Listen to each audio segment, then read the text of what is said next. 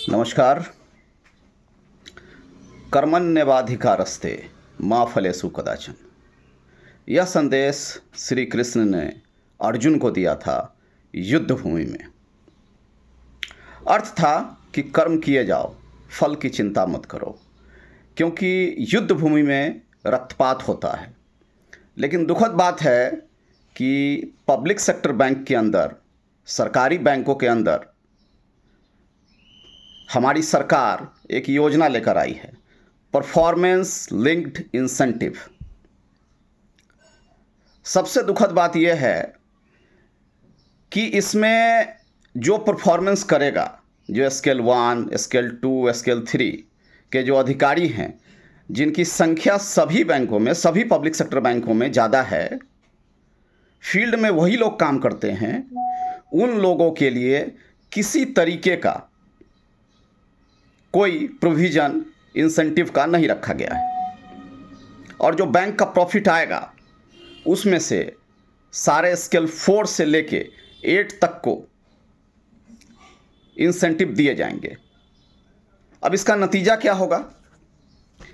Scale 4 से लेके 8 तक के लोग, मैक्सिमम लोग एडमिनिस्ट्रेटिव ऑफिसेज में बैठे हैं। वो गलत तरीके से लोन करवाएंगे, वो गलत तरीके से एनपीए बचाने की कोशिश करेंगे, क्योंकि बहुत सारे पैरामीटर्स में उनके मार्क्स तय किए गए हैं, परसेंटेज तय किए गए हैं, जिसके बेसिस पे उनको इंसेंटिव दिया जाएगा। और इंसेंटिव का अमाउंट भी बहुत ज़्यादा है। उनके बेसिक का 70% से लेके और 100% तक है। ईडीएमडी तक को 100% का प्रोविज़न रखा गया है। अब सवाल ये उठता है कि परफॉर्मेंस लिंक्ड इंसेंटिव, परफॉर्मेंस कोई और कर रहा है और इंसेंटिव किसी और को देने की तैयारी है। यह किस तरीके की व्यवस्था सरकार लाना चाहती है? और इसमें सबसे दुखद बात यह है कि जो यूनियन हैं उनका कोई एग्रेसिव प्रोटेस्ट नहीं है। वो अपने जगह पे बैठे हैं, विरोध, उनका एक विरोध है। लेकिन सवाल यह है कि विरोध का स्तर भी वही होना चाहिए जिस स्तर का एक साम्राज्यवाद स्थापना करने की कोशिश की जा रही है। लेकिन ऐसा बिल्कुल नहीं है।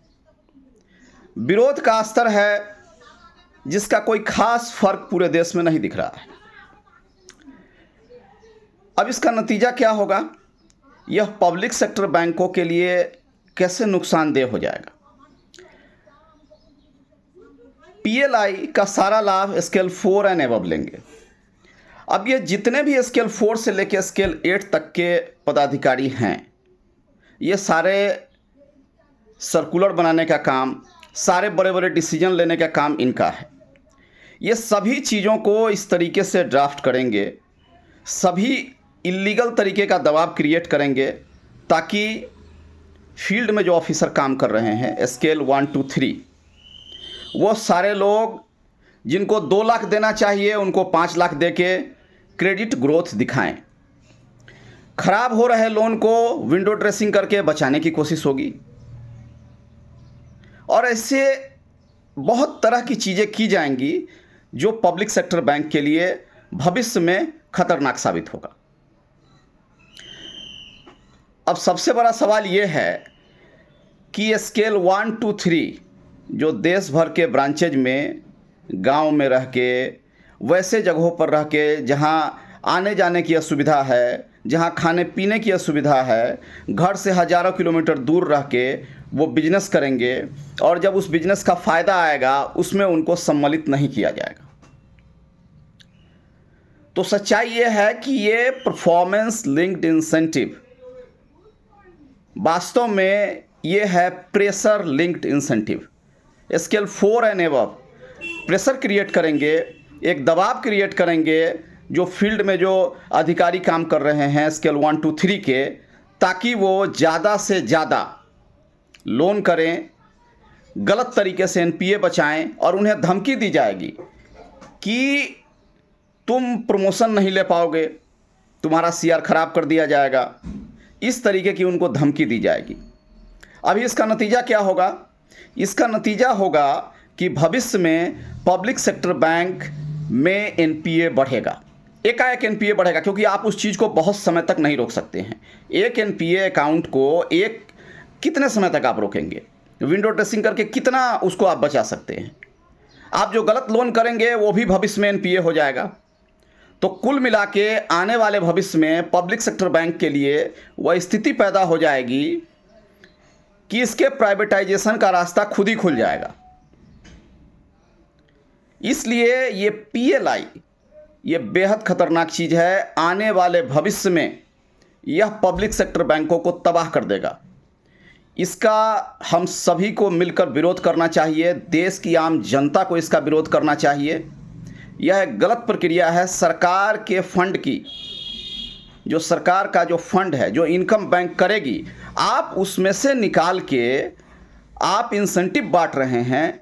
यह बेहद दुखद बात है कि उसमें आप जो मैक्सिमम एम्प्लॉइज़ हैं उसको आप उस प्रॉफिट से अलग कर देंगे, जिसने उसके लिए काम किया, दिन रात काम किया, जो 8 बजे रात तक ब्रांचेज में बैठे, उन्होंने जो स्ट्रेस लिया, उस लोन एडवांस के लिए स्ट्रेस लिया, उस एनपीए के लिए स्ट्रेस लिया, फॉलो अप किया, उसको आपने इससे पूरी तरीके से हटा दिया।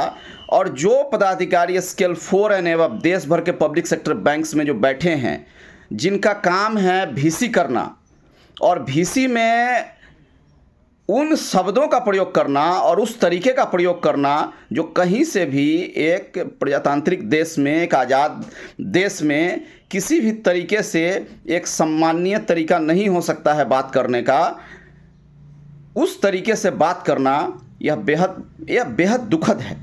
इसलिए हम सबको इसका विरोध करना चाहिए और उग्र विरोध करना चाहिए।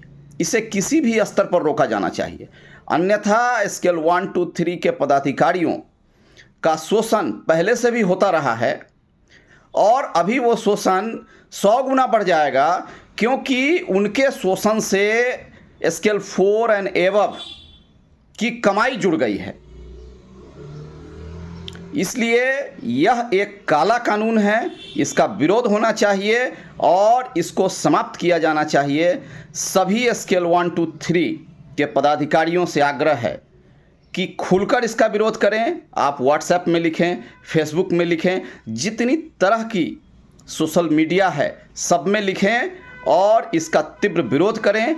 अपने यूनियन के नेताओं से मांग करें कि आप इस मुद्दे पर क्या कर रहे हैं, यह जो काला कानून है इसे ख़त्म करने के लिए क्या कर रहे हैं, इसकी मांग करें, तभी जाकर यह ख़त्म हो पाएगा। धन्यवाद।